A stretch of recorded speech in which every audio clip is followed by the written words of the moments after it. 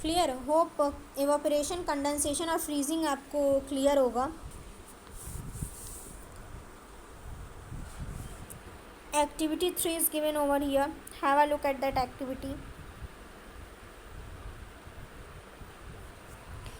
Change in mixture. Next topic is change in mixture.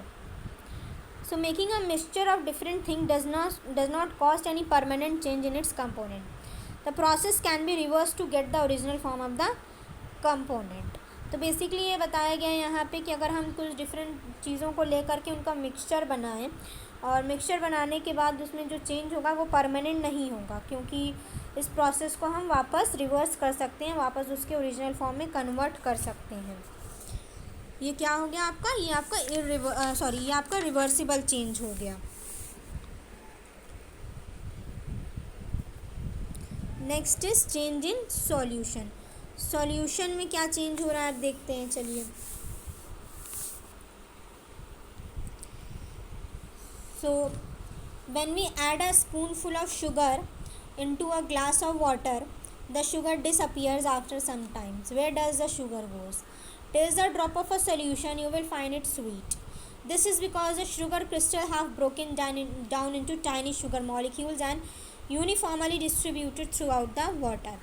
तो change in solution में क्या बताया गया है कि अगर आप एक नॉर्मल ग्लास में वाटर लीजिए, उसमें आप स्पून फुल ऑफ शुगर डालिए और कुछ देर के लिए उसको स्टर करिए, दैट मीन्स उसको हिलाते रहिए ताकि वो डिज़ोल्व हो जाए।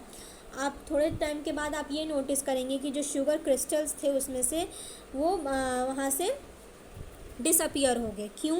क्योंकि वो डिज़ोल्व हो जाएंगे वाटर में। Now you have to taste that solution. आप थोड़ा सा उस सोल्यूशन को टेस्ट करिए, आप क्या देखेंगे कि वो जो वाटर था it will turn into a sweet water.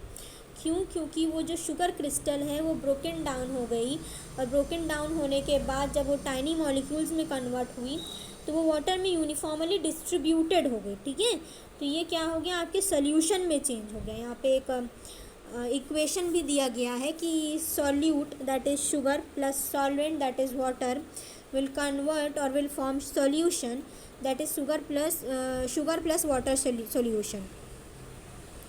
इस एक्सपेरिमेंट में हमें क्या पता चल रहा है? इस एक्सपेरिमेंट में हमें ये पता चल रहा है कि जो शुगर है आपका वो सॉल्यूट है, वाटर जो है सॉल्वेंट है। अगर हम इन दोनों को मिलाते हैं तो हमें क्या मिलता है? हमें सॉल्यूशन मिलता है। दैट मीन्स कि अगर हम सॉल्यूट और सॉल्वेंट को मिक्स करेंगे, इनको मिक्स करने के बाद जो सब्सटेंस हमें ऑब्टेन होगा वो क्या होगा? वो सॉल्यूशन होगा। अब एक क्वेश्चन यहाँ पे आता है कि क्या हम शुगर और वाटर को सेपरेट कर सकते हैं सॉल्यूशन से? Yes we can do it, लेकिन उसके लिए एक प्रॉपर प्रोसेस होता है। ठीक है, उस प्रोसेस में क्या होगा कि हमें उस सॉल्यूशन को बॉयल करना होगा। बॉइलिंग से क्या होगा कि जो वाटर है उसमें वो इवेपोरेट हो जाएगा, और जो शुगर क्रिस्टल्स हैं वो आपके जो पॉट है उसमें रह जाएगा। इस तरीके से हमें वो शुगर ऑब्टेन हो जाएगा और वाटर इवेपोरेट हो जाएगा। जो इवेपोरेटेड वाटर है वो अगर हम फिर से कंडेंस कर दें तो हमें नॉर्मल वाटर वापस मिल जाएगा। तो ये क्या हो गया आपका? ये भी आपका रिवर्सिबल चेंज हो गया। तो यहाँ पे रिवर्सिबल का एरो दिया हुआ है, दैट मीन्स अगर दोनों तरफ एरो दिखा रहा है तो ये क्या हो जाएगा? ये आपका रिवर्सिबल एरो हो जाएगा। सॉल्यूशन इवेपोरेशन करवाएंगे तो सॉल्यूट और सॉल्वेंट अलग हो जाएगा। उसके बाद फिर वो जो सॉल्वेंट है दैट इज़ वाटर जो है उसका कंडेंसेशन करवा देंगे तो हमें क्या मिल जाएगा? हमें वाटर मिल जाएगा। अब ये तो था हमारा रिवर्सिबल चेंजेस।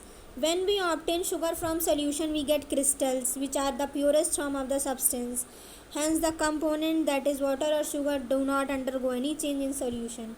अब कुछ ऐसे रिवर्सिबल चेंज हैं जो परमानेंट चेंज होते हैं और इनको हम रिवर्स बैक नहीं कर सकते इनके ओरिजिनल फॉर्म में। सो ऐसे चेंजेस के एग्जांपल्स दिए हुए हैं। A child growing into a man. Obviously अगर एक बच्चा है दैट मीन्स अगर एक कोई बेबी है वो अगर एडल्ट में ग्रो कर रहा है तो वो वापस हम उसको एक बेबी में कन्वर्ट नहीं कर सकते हैं। Blossoming of a flower bird. अगर कोई फ्लावर है उसका ब्लॉसमिंग हो रहा है दैट मीन्स कि वो फ्लावर बर्ड से फ्लावर बन रहा है तो वो वहाँ पर से बर्ड नहीं बनेगा। बेकिंग ऑफ अ चपाती। अगर हम चपाती बना रहे हैं तो वो चपाती फिर डो में कन्वर्ट नहीं हो पाएगी, that is cooking of food only, जो मैंने आपको स्टार्टिंग में बताया था। सोरिंग ऑफ मिल्क, अगर जो मिल्क है वो आपका उसमें बेसिकली जो हम नॉर्मल लैंग्वेज में कहते हैं दूध फट जाता है अगर, तो वो दूध फटने के बाद हम उसको ओरिजिनल फॉर्म में कन्वर्ट नहीं कर सकते। राइपनिंग ऑफ फ्रूट, फ्रूट अगर राइप हो जाता है तो उसको हम वापस अनराइप फॉर्म में कन्वर्ट नहीं कर सकते हैं। तो ये सब क्या है, हमारे इरिवर्सिबल चेंजेस हैं। राइपनिंग ऑफ फूड, आप सिंपल से एग्जांपल ले लीजिए कि अगर कोई मैंगो है वो राइप हो चुका है ऑलरेडी, तो वापस वो रॉ मैंगो में कन्वर्ट नहीं हो सकता है, ठीक है। तो ये सब क्या हो गया, आपके इरिवर्सिबल चेंजेस हो गए। Hope you have understood reversible and irreversible changes.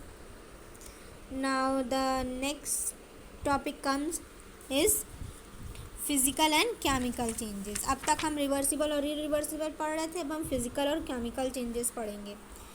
Physical change ऐसे चेंज होते हैं जो टेम्पररी हो, ठीक है, ऐसे चेंज जो टेम्पररी हो और जिसमें कोई नया सब्सटेंस ना बने, इस चेंज को हम क्या कहेंगे, फिज़िकल चेंज कहेंगे।